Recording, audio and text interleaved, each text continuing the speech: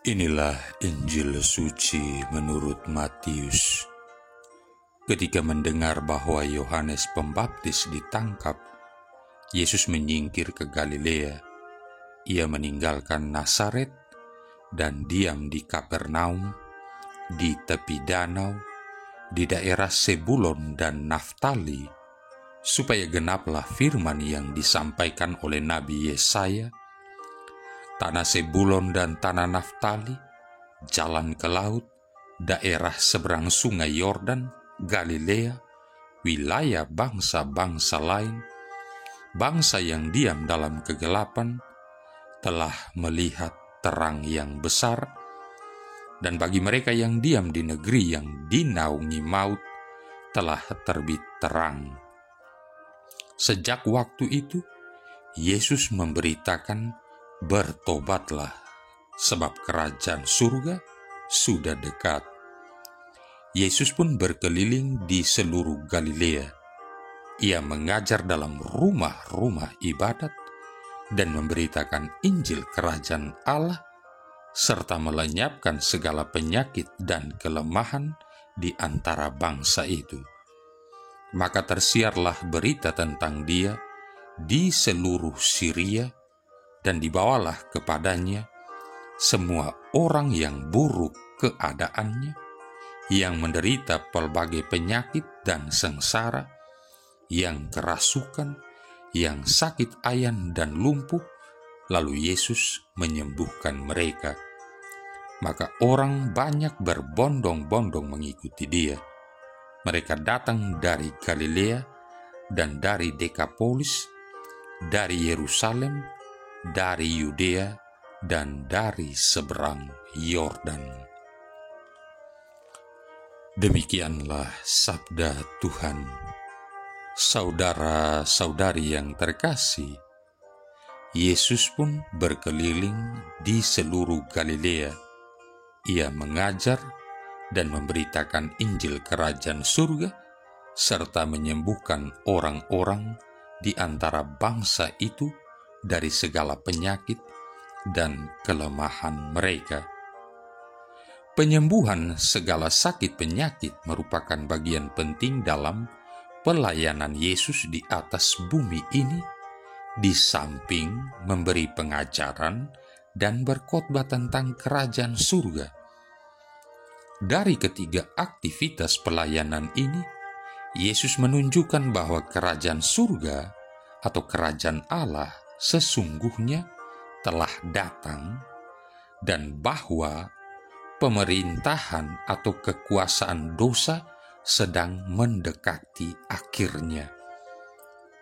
Menyadari hal ini, tidakkah mengherankan atau malah lucu apabila kita cenderung mengatakan tentang penyembuhan oleh Yesus sebagai peristiwa yang sudah lama terjadi, kejadian 2000-an tahun yang lalu, kuno, jadi bukan sesuatu yang dapat terjadi di sini dan sekarang juga.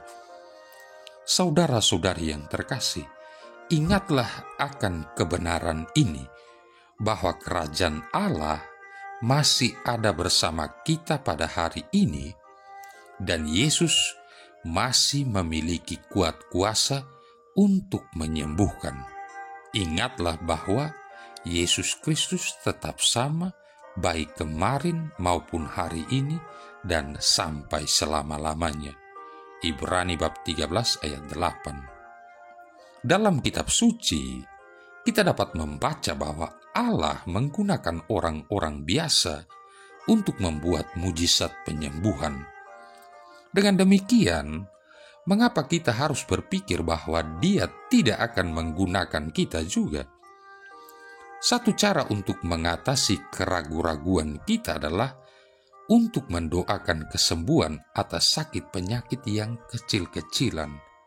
Misalnya, kita mendoakan seseorang yang sedang sakit kepala atau menderita demam.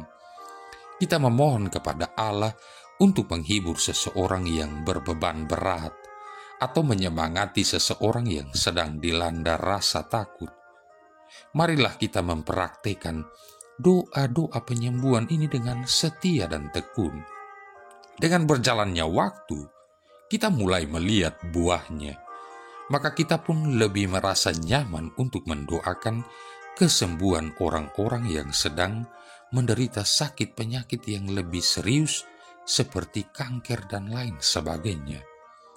Saudara-saudari yang terkasih, selagi kita dalam tanda kutip bereksperimen dalam hal doa penyembuhan, janganlah kita pernah melupakan kebenaran ini bahwa hasil akhirnya tergantung pada Allah semata, bukan pada kita.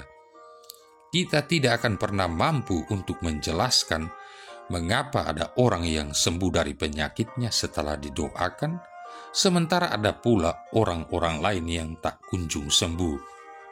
Namun hal seperti ini janganlah sampai membuat kita berputus asa dan berhenti berdoa untuk orang-orang sakit yang dipercayakan kepada kita untuk didoakan.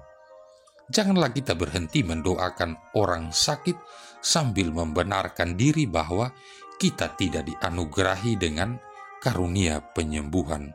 Lihat 1 Korintus bab 12 ayat 9. Apalagi dengan mudahnya mengatakan capek deh.